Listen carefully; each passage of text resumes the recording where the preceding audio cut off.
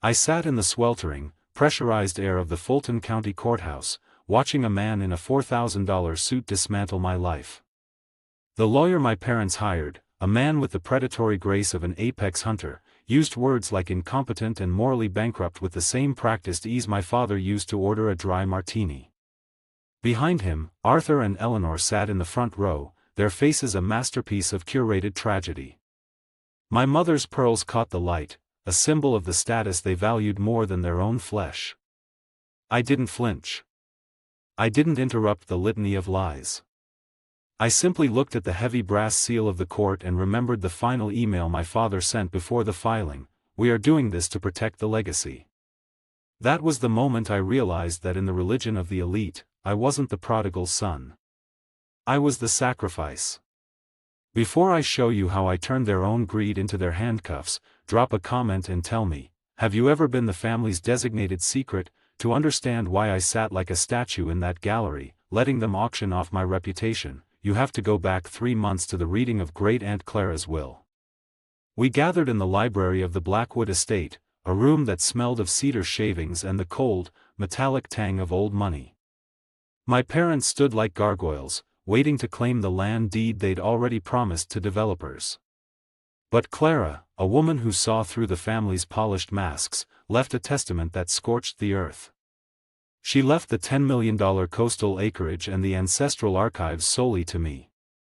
Julianna, the golden daughter and family darling, received nothing but a collection of vintage mirrors, a final, silent jab at her vanity. The explosion wasn't loud, it was a heavy, suffocating shift in the room's oxygen. My father's hand tightened on his cane until his knuckles turned white. They didn't see a son inheriting a legacy, they saw a roadblock in the way of their liquid assets. The war didn't start with a shout, it started with a bank notification. Within a week, my accounts were flooded with anonymous deposits, the kind of money that looks like a bribe to any investigator. They were planting the seeds of my ruin.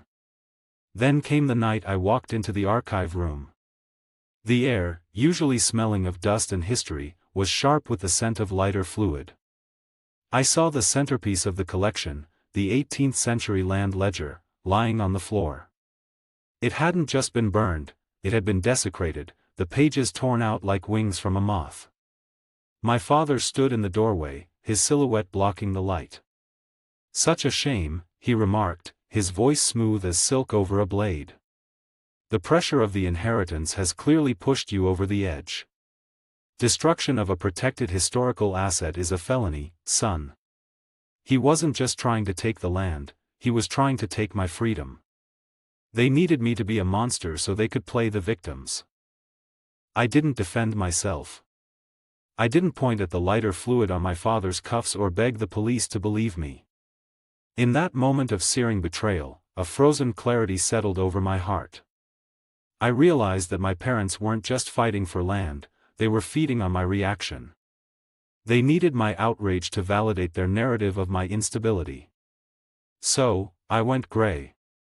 I became as unyielding and unremarkable as a river stone. When the investigators questioned me about the scorched ledger, I gave them nothing but steady, rhythmic breaths and factual, monosyllabic answers.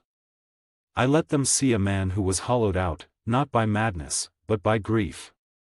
My father's smug smile began to fray at the edges when he realized I wasn't providing the performance he'd rehearsed for. Silence isn't just the absence of noise. In the face of a narcissist, it is a mirror that reflects their own ugliness back at them.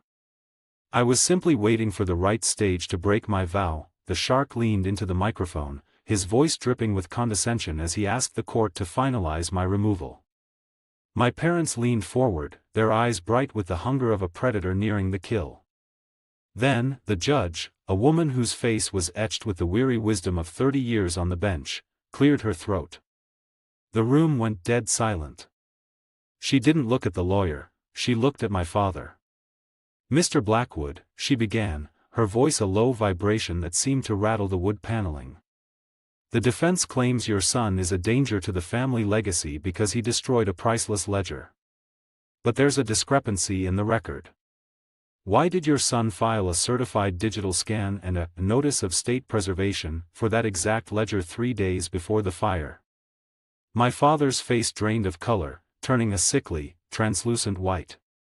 He hadn't realized that while they were playing at theater, I was playing at law. I hadn't saved the book, I had saved the evidence of its existence. The silence that followed was the heaviest I've ever heard. My father's mouth moved, but no sound came out, just the dry rasp of a man who realized the floor had vanished beneath him. The judge didn't wait for an explanation. She ordered an immediate forensic audit of my father's accounts and the seizure of my sister's travel documents. The shark closed his briefcase with a sharp, hollow click and walked away, leaving my parents standing alone in the ruins of their own design. 6 months later, the Blackwood estate is no longer a monument to greed. I've turned the mountain lodge into a public archive and a teaching center for historical preservation, a place where the past is protected, not burned for profit. I kept the charred remnants of the original ledger in a glass case at the entrance. It stands as a reminder: truth doesn't need a loud voice to win, it just needs someone willing to wait for the smoke to clear. For the first time, the air I breathe is clean.